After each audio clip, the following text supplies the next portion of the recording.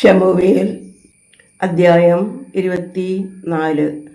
ശൗൽ ഫെലിസ്ത്യരെ തോൽപ്പിച്ചു മടങ്ങി വന്നപ്പോൾ ദാവീദ് ഏൻഗേദി മരുഭൂമിയിലുണ്ടെന്ന് അറിവ് കിട്ടി. അപ്പോൾ ശൗൽ എല്ലാ ഇസ്രായേലിൽ നിന്നും തിരഞ്ഞെടുത്തിരുന്ന 3000 പേരെ കൂട്ടിക്കൊണ്ട് ദാവീദിനെയും അവൻ്റെ ആളുകളെയും തിരയുവാൻ കാട്ടാട്ടിൻ മലയിൽ ചെന്നു. അവൻ വഴിയരികെയുള്ള ആട്ടിൻ തൊഴുത്തിങ്കലെത്തി. അവിടെ ഒരു ഗുഹ ഉണ്ടായിരുന്നു. ശൗൽ അതിൽ കിടന്നുറങ്ങി. എന്നാൽ ദാവീദും അവൻ്റെ ആളുകളും ഗുഹയുടെ അരികിൽ പാർത്തിരുന്നു.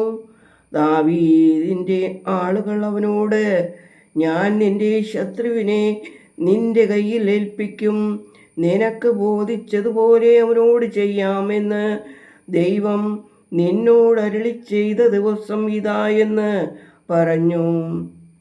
അപ്പോൾ ദാവീദ് എഴുന്നേറ്റ് ശൗലിൻ്റെ മേലങ്കിയുടെ അറ്റം സാവധാനം മുറിച്ചെടുത്തു.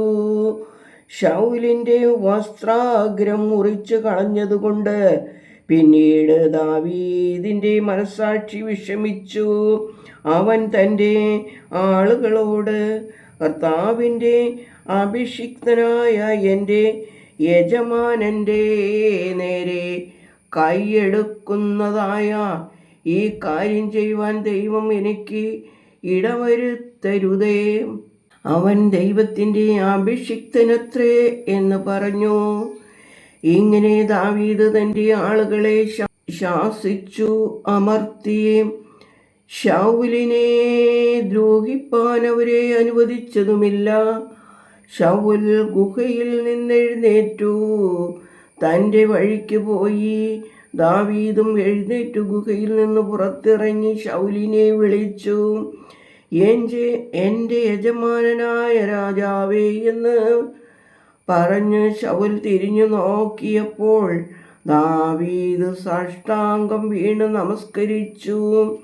ദാവീദ് ശൗലിനോട് പറഞ്ഞു, ദാവീദ് അങ്ങേക്ക് ദോഷം വിചാരിക്കുന്നു എന്ന് പറയുന്നവരുടെ വാക്ക് അങ്ങ് കേൾക്കരുതേ. ദൈവം ഇന്ന് ഗുഹയിൽ വച്ച് അങ്ങയെ എൻ്റെ കയ്യിൽ ഏൽപ്പിച്ചിരുന്നു എന്ന് അങ്ങയുടെ കണ്ണാലെ കാണുന്നുവല്ലോ. അങ്ങയെ കൊല്ലുവാൻ ചിലർ പറഞ്ഞു, എൻ്റെ യജമാനൻ്റെ നേരെ ഞാൻ കൈയെടുക്കുകയില്ല, അവൻ കർത്താവിൻ്റെ അഭിഷിക്തനല്ലോ എന്ന് ഞാൻ പറഞ്ഞു. എൻ്റെ പിതാവേ, എൻ്റെ കയ്യിൽ അങ്ങയുടെ മേലങ്കിയുടെ അറ്റം ഇതാ കണ്ടാലും അങ്ങയുടെ മേലങ്കിയുടെ അറ്റം ഞാൻ മുറിക്കുകയും അങ്ങയെ കൊല്ലാതിരിക്കുകയും ചെയ്തതിനാൽ എൻ്റെ കയ്യിൽ ദോഷവും ദ്രോഹവും ഇല്ല. ഞാൻ അങ്ങയോട് പാപം ചെയ്തിട്ടുമില്ല എന്ന് കണ്ടറിഞ്ഞുകൊള്ളുക. അങ്ങോ എനിക്ക് പ്രാണഹാനി വരുത്തുവാൻ തേടി നടക്കുന്നു. ദൈവം എനിക്കും അങ്ങേക്കും മധ്യേ ന്യായം വിധിക്കട്ടെ. ദൈവം എനിക്ക് വേണ്ടി അങ്ങയോട് പ്രതികാരം ചെയ്യട്ടെ. എന്നാൽ എൻ്റെ കൈ അങ്ങയുടെ മേൽ വീഴുകയില്ല. ദുഷ്ടനിൽ നിന്ന് പുറപ്പെടുന്നു എന്നല്ലയോ പഴഞ്ചൊല്ല് പറയുന്നത്. എന്നാൽ എൻ്റെ കൈ അങ്ങയുടെ മേൽ വീഴുകയില്ല. ആരെ തേടിയാകുന്നു ഇസ്രായേൽ രാജാവ് പുറപ്പെട്ടിരിക്കുന്നത്? ആരെയാകുന്നു പിന്തുടരുന്നത്? ഒരു ചത്ത നായെ, ഒരു ചെള്ളിനെ അല്ലയോ? ആകയാൽ ദൈവം ന്യായാധിപനായ എനിക്കും അങ്ങേക്കും മധ്യേ ന്യായം വിധിക്കുകയും എൻ്റെ കാര്യം നോക്കി വ്യവഹരിച്ച് എന്നെ അങ്ങയുടെ കയ്യിൽ നിന്ന് വിടുവിക്കുകയും ചെയ്യും. ദാവീദ് ശൗലിനോട് ഈ വാക്കുകൾ സംസാരിച്ച ശേഷം ശൗൽ, എൻ്റെ മകനെ ദാവീദ്, ഇത് നിന്റെ ശബ്ദമോ എന്ന് ചോദിച്ചു. പൊട്ടിക്കരഞ്ഞു.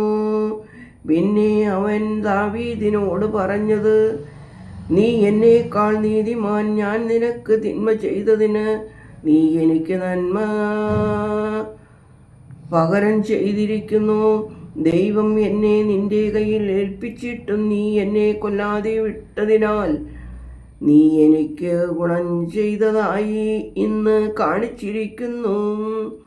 ശത്രുവിനെ കണ്ടുകിട്ടിയാൽ ആരെങ്കിലും അവനെ വെറുതെ വിട്ടയക്കുമോ? നീ ഇന്ന് എനിക്ക് ചെയ്തതിന് ദൈവം നിനക്ക് നന്മ പകരം ചെയ്യട്ടെ. നീ രാജാവാകും. ഇസ്രായേൽ രാജ്യത്വം നിന്റെ കയ്യിൽ സ്ഥിരമാകും എന്ന് ഞാൻ അറിയുന്നു. ആകയാൽ നീ എൻ്റെ ശേഷം എൻ്റെ സന്തതിയെ നിർമൂലമാക്കി എൻ്റെ പേര് എൻ്റെ പിതൃഭവനത്തിൽ നിന്ന് തുടച്ചു കളയുകയില്ല എന്ന് ദൈവനാമത്തിൽ ഇപ്പോൾ എന്നോട് സത്യം ചെയ്യണം. അങ്ങനെ ദാവീദ് ശൗലിനോട് സത്യം ചെയ്തു.